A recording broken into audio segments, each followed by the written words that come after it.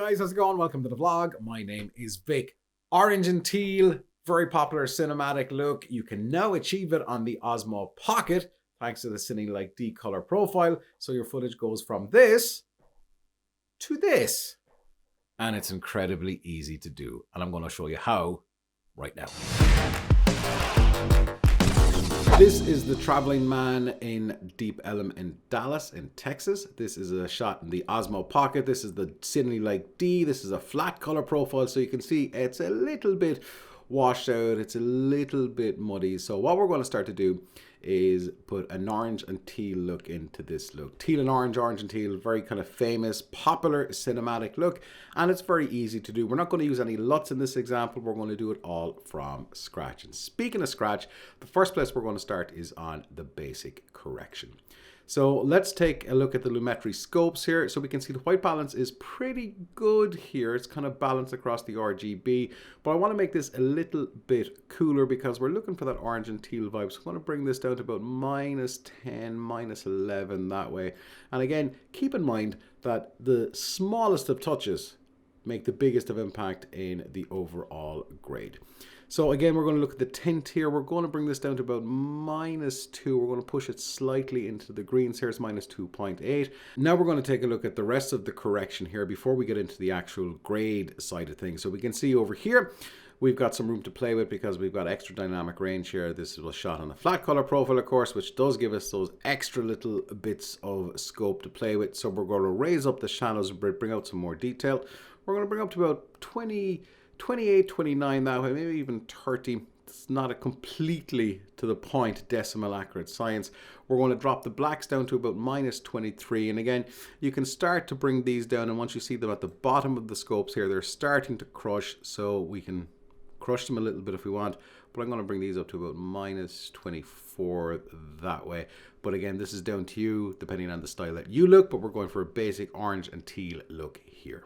Highlights, we've also got some room to play with here because once something starts hitting 100, it starts losing the data. So we can bring the highlights up here to maybe kind of like in the 50s, 47, 48 that way. So I'm going to bring it up to about 48.1. And if we turn off Lumetri, we can see we're already starting to make an impact on the image here itself as we start looking for our orange and teal, which we're not even getting to just yet because we're concentrating on the actual correction first. I'm going to bring up the contrast here. I'm going to bring it up all the ways. And now let's start jumping into the creative side of things. And in the creative tab here, we have sharpen, vibrance, saturation. I'm going to leave the faded film alone because we're going to do that with curves momentarily. But on the vibrance, I'm going to bring the vibrance up to roughly around 25, which is a good starting point. First step is to take a look at the hue versus hues. So we're going to make the browns and the yellows a little bit more orange. So I'm going to select the eyedropper tool here. I'm going to select the ground. It's going to give us a bit of a range. And I'm going to start pushing these into the oranges. This is a little bit too red, but we can bring it up just a notch there. Can expand this out. And we're kind of playing to get to the orange. So if we turn this on and off, you can see the subtle change that's already been made. Now the next hue that we're looking at is we're going to look at the blues and the shadows. We want to kind of bring these into a little bit of teal. So I'm going to select up here around the roof.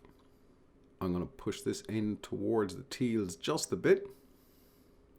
And now we're going to the hue versus saturation. So again, we're looking at a similar range, but this is how saturated these colors are.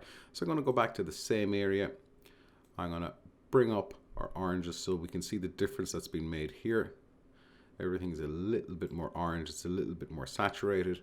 Let's jump onto the same part of the roof here. And let's push up the blues and all the way. So now if we turn on and turn off, we can see we are getting that look that we're at, which is this orange and teal vibe, which is a very cinematic look.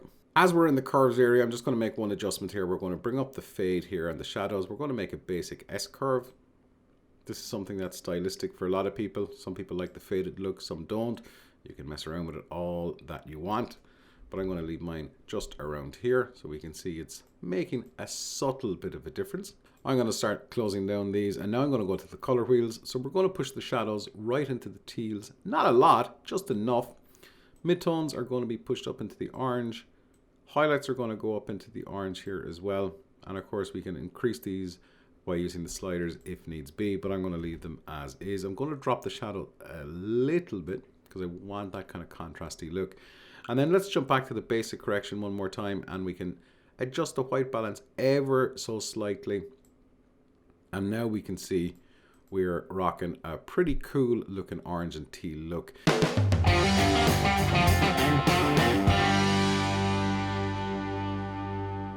Now, how easy is that? That's the orange and teal look, hugely popular cinematic look. It's kind of everywhere, and it's a little bit hard to master because there's so many tutorials out there that they don't exactly show you every single step. So this works in Adobe Premiere.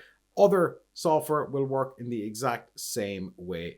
I hope you guys have found this useful. If you'd like to support the channel, by the way, I've created this as a LUT, so you can pick that up right now. The link is in the description, so you don't have to be fiddling around with any of the hues or saturations or any of that kind of stuff. The LUT will give you the look instantly, and you can play around with it. So that's available. Link is in the description. Thank you so much for your support. Thank you for watching, and we will see you on the next episode of the vlog really, really soon. And until then, there's a subscribe button right around there.